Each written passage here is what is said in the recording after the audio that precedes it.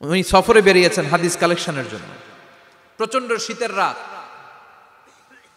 উনি মাগরিবের নামাজ, এশারের নামাজ পড়ে একটা মসজিদে শুয়ে পড়লেন, আর শুয়ে শুয়ে হাদিস পড়তেছেন। কি পড়তেছেন? কথা বলেন। আর মনে মনে ভাবলেন রাতটা মসজিদে কাটায় দেই, ফজরের নামাজ পড়ে আবার বেরোবো। কিন্তু দারোয়ান এসে বলে মসজিদে থাকতে পারবেন না, ওঠেন। দারোয়ান আছে না? কথা কন। আহমদ ইবনে হাম্বল বললেন, আমি শুধু রাতটা থাকতে চাই, আমি তো ফজরেরও মুসল্লি, ফজর নামাজ পড়বো তো এই মসজিদে, আমার থাকতে দাও। দারোয়ান তো দেয় না, কেন? মসজিদে থাকার জায়গা না, যান মিয়া।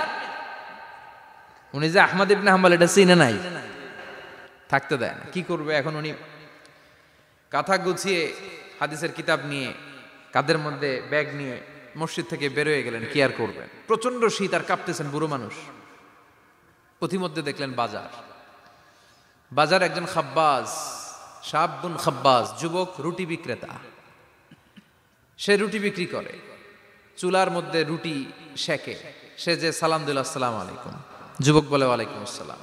আহমদ ইবনে হাম্বল বলে, যুবক আমার যাওয়ার জায়গা নেই, সফরে বেরিয়েছি, খুব শীতে কষ্ট পাচ্ছি, রাতে যদি তোমার এই চুলা থেকে একটু আগুন পোহাই কোনো সমস্যা? যুবক বলে, না না সমস্যা না, আহলান ওয়া সাহলান, খোশ আমদেদ, আসেন আসেন, আপনি আগুন পোহাইলে আমার সমস্যা কি? সুবহানাল্লাহ পড়েন। আল্লাহ শুকরিয়া করে উনি বসলেন আর আগুন পোহাচ্ছেন। আর খেয়াল করলেন যুবক রুটি বানায় আর পড়ে আস্তাগফিরুল্লাহ, রুটির দলা বানায় পড়ে আস্তাগফিরুল্লাহ, খামির বানায় আর পড়ে আস্তাগফিরুল্লাহ, রুটি নিয়ে উনুনের ভিতরে চুলার ভিতরে সেকা দেয় আর পড়ে আস্তাগফিরুল্লাহ। দোকানদারের কাছে কেউ আসলেই সে রুটি দেয় আর পড়ে আস্তাগফিরুল্লাহ। ক্রেতার কাছ থেকে টাকা নিয়ে ক্যাশ বক্সে রাখে আর কি পড়ে? আবার রুটি বানানো শুরু করে আর কি পড়ে? খালি এইটাই পড়তেছে। ইমাম আহমদ ইবনে হাম্বল তো অবাক, কিরে এটা আবার কেমন যুবক, খালি আস্তাগফিরুল্লাহ। উনি প্রশ্ন করলেন, যুবক ঘটনা কি? আসার পর থেকেই তোমার দেখতেছি তুমি রুটি বানাও, রুটি বিক্রি করো আর পড়ো আস্তাগফিরুল্লাহ, মালাকা ইয়া শাবাব। যুবক বলে, আস্তাগফিরুল্লাহ আমার সবচেয়ে বেশি পছন্দের আমল, আমি সব সময় আঠার মতো ইস্তেগফারের সাথে লেগে থাকি আর সব সময় পড়তে থাকি আস্তাগফিরুল্লাহ, আর এর বদৌলতে আল্লাহ আমারে মুস্তাজাবুদ দাওয়া বানিয়ে দিয়েছে। আহমদ ইবনে হাম্বল তো অবাক, আনতা মুস্তাজাবুদ দাওয়া, তুমি মুস্তাজাবুদ দাওয়া, রুটিওয়ালা। আমি এত বছর হাদিস পড়াই, আমিও তো মুস্তাজাবুদ দাওয়া না, আর তুমি রুটি বেচো বাজারে, তুমি মুস্তাজাবুদ দাওয়া, তুমি দোয়া করলেই সব কবুল হয়ে যায়। যুবক বলে, নাম আনা মুস্তাজাবুদ দাওয়া, আমি আমার জীবনে যত দোয়া করেছি কবুল করে নিয়েছে কে? সব দোয়া কবুল করে নিয়েছে আল্লাহ, একটা দোয়া ছাড়া। কয়টা? আহমদ ইবনে হাম্বলের কৌতূহল, কিউরিসিটি আরো বেড়ে গেল। কি? সব দোয়া কবুল হয়েছে, একটা দোয়া ছাড়া। মাযালিকা দোয়া ইয়া শাব, কি সেই দোয়া?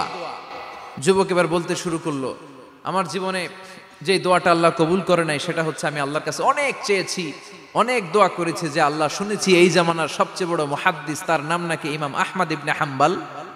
আল্লাহ তোমার কাছে আমার চাওয়া, আমি যেন এই ইমাম আহমদ ইবনে হাম্বলের দেখে মরতে পারি, আমি যেন ইমাম আহমদ ইবনে হাম্বলের হাতে হাত রেখে মুসাফা করতে পারি আর তার কপালে একটা চুমু এঁকে দিতে পারি। আহমদ ইবনে হাম্বল আবেগপ্রবণ হয়ে গেলেন, চোখের পানি ছেড়ে দিলেন, বললেন, যুবক তোমার এই দোয়াটাও কবুল হয়ে গিয়েছে।